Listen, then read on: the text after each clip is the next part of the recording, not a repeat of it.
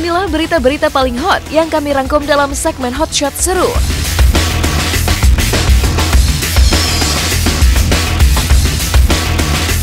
Hampir 2 bulan pasca ditangkap karena kasus narkoba, Putri Elvi Sukaisi Dawiyah masih mendekam di tahanan. Jika kakak dan ipar Dawiyah sudah dipindahkan ke RSKO untuk menjalani proses rehabilitasi, maka lain cerita dengan Dawiyah yang masih harus melewati jalan berliku.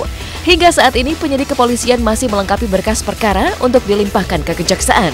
Setelah itu nasib Dawiyah akan ditentukan di meja hijau, apakah direhabilitasi atau justru kembali ke dalam bui. Dan melihat posisi sang adik yang terancam hukuman maksimal 20 tahun penjara, Wirda tak kuasa menahan air mata. Apalagi ketika Wirda yang baru-baru ini datang membesuk Dawiyah mengaku sangat dekat dengan adiknya itu. Lalu bagaimana pula dengan si Ratu Dangdut Elvi Sukaisi sendiri? Karena kenapa ya, dia batinnya deket sih sama aku.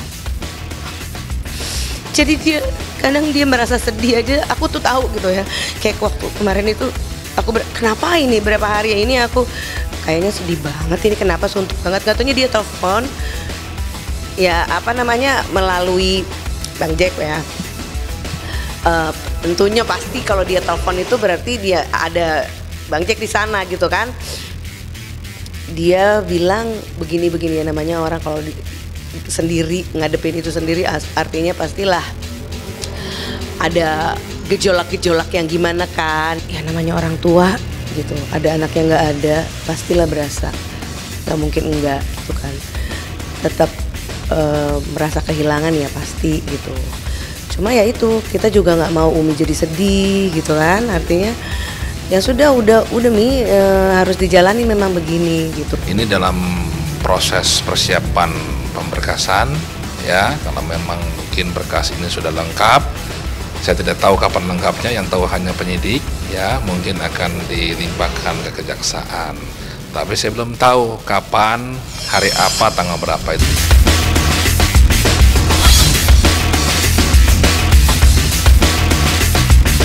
Kasus tak kalah panas juga membelit mantan istri pedangdut Nassar, Musdalifah. Janda kaya raya itu justru terlibat polemik dengan mantan pengacaranya sendiri, Deddy Junaidi. Bermula dari kerjasama di salah satu bidang bisnis hingga merambah ke industri musik, Deddy merasa ditipu oleh Musdalifah. Pasalnya, Deddy mengaku menerima cek kosong senilai 650 juta rupiah dari Musdalifah. Kasus ini kian kusut saat Deddy merasa kuasa hukum Musdalifah ikut bermain api di dalam polemik mereka. Lalu benarkah Deddy akan menggelar pertemuan secara empat mata dengan Musdalifah dalam waktu dekat ini? Jadi mengenai cek kosong itu sebenarnya begini teman-teman, itu kan materi pemeriksaan. Jadi untuk sementara ini 1-2 hari ini belum bisa kita ungkapkan ke teman-teman.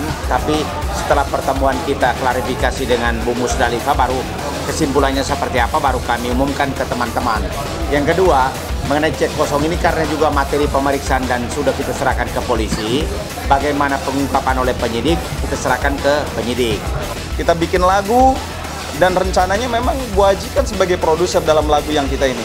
Mungkin bisa dilihat rekan-rekan di YouTube, semua sudah ada kok, udah jelas gitu. Dan kita sama-sama mau mencari uang ya, bagaimana caranya making money dalam lagu ini. Ya kan? Ya artinya kita selalu berusaha berdoa bagaimana mencari sama-sama yang enak, baik buat Musdalifah dan baik buat saya. Artinya kita kan seorang pembisnis. Dalam waktu dekat pun saya nanti akan ketemu dengan beliau secara empat mata. Saya nggak mau ada yang aneh-aneh di kiri kanan yang mencari popularitas ya.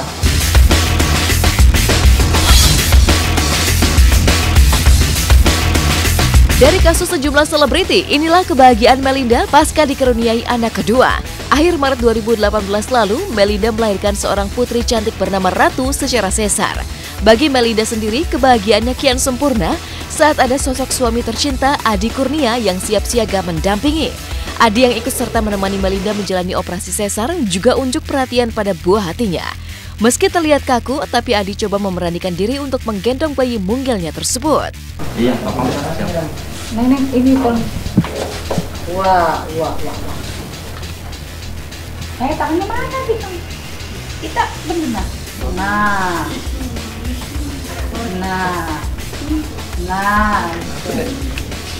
Itunya malas. Ayah harapannya untuk anaknya seperti apa ya? Harapannya sehat selalu, panjang umur.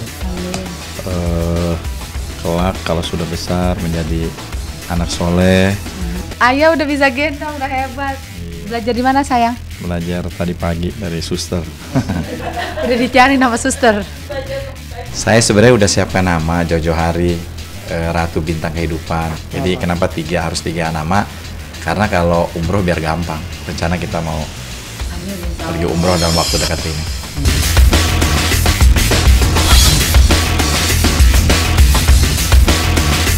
Lama tak terdengar kabarnya, penyanyi Winda Fiska kini harus menghadapi polemik hukum yang menyeret nama suaminya.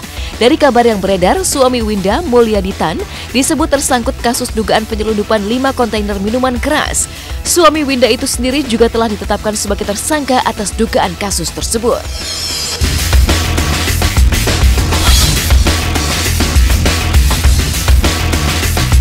Kontras dengan kasus hukum yang menjerat suami Winda Fiska, mantan suami almarhumah Julia Perez tengah berbahagia. Pesepak bola asal Argentina itu dikaruniai seorang anak. Kabar ini cukup mengejutkan publik. Pasalnya sejak hubungannya kandas dengan Juppe, kisah asmara Gaston Castaño nyaris tak pernah terdengar. Rupanya Gaston telah menikah dengan wanita bernama Luna Montico.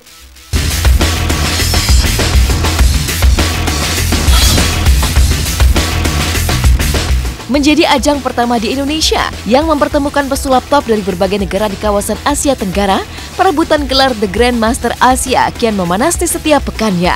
Apalagi ketika kini sejumlah pesulap yang tereliminasi siap mengambil satu kesempatan dan memberikan kemampuan terbaik mereka dalam babak wild card. Dan sengitnya aroma persaingan juga dirasakan oleh Demian, salah satu juri The Grandmaster Asia. Grandmaster Asia ini adalah suatu kompetisi sulap pertama di Indonesia yang skalanya internasional, di mana peserta-pesertanya itu dari negara-negara di Asia Tenggara. Jadi ada yang dari Taiwan, ada yang dari Korea, ada yang dari Jepang, ada yang Malaysia, Brunei Darussalam, terus ada yang dari mana lagi ya, Thailand gitu. Pokoknya ada negara-negara di Asia Tenggara. Nah, semuanya itu unjuk kebolehan menunjukkan sulapnya yang skalanya internasional.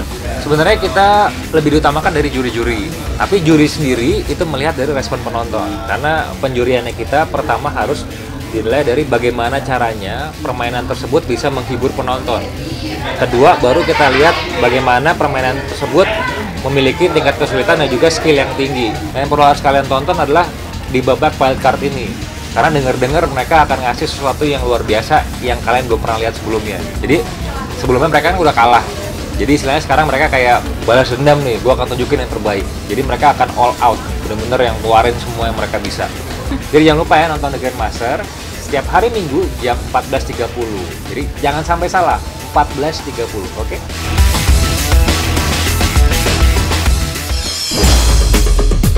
Berperan sebagai rocker di film The Perfect Husband, benarkah penampilan Maxime Bauthier sempat diprotes oleh kekasihnya Prilly Latuconsina? Benarkah karakter Ando masih kerap terbawa dalam keseharian aktor tampan ini? Saksikan Hot Shot usai jeda pariwara berikut ini.